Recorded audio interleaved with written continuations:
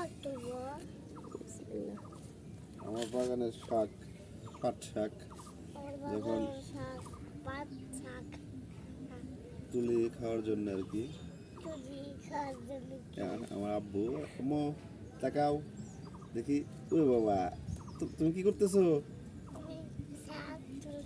শাক তুলতেছো? হ্যাঁ, তুলো।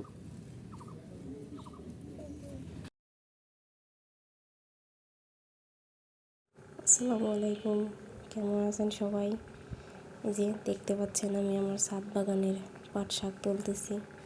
পাট শাক তুলে বেছে নিচ্ছি।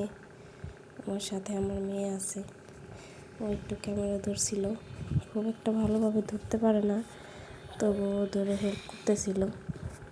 আমি শাকগুলা বেছে নিচ্ছিলাম, রান্না করবো সেই জন্য। এই যে দেখতে পাচ্ছেন শাক হচ্ছে মাথাটুকু আলাদা করে এরপর কুচি কুচি করে ছিঁড়ে নিচ্ছি, এরপর পরিষ্কার করে ধুয়ে নেব।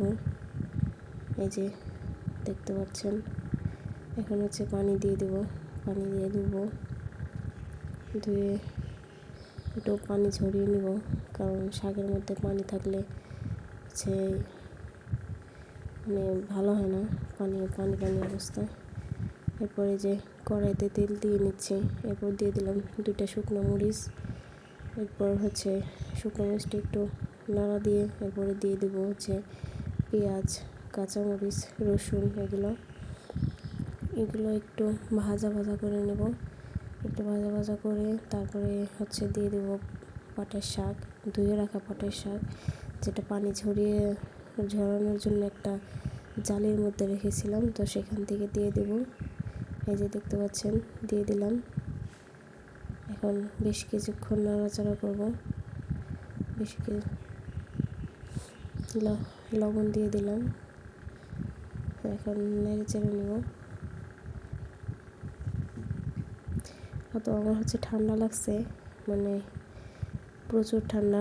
এই কয়েকদিন আমি বেশি গরম হয়েছে, গরম থেকে ঠান্ডা লাগছে, তো গলার অবস্থা খুব একটা ভালো না। তারপরে প্রথমবারের মতো ভয়েস দিতে আসলাম।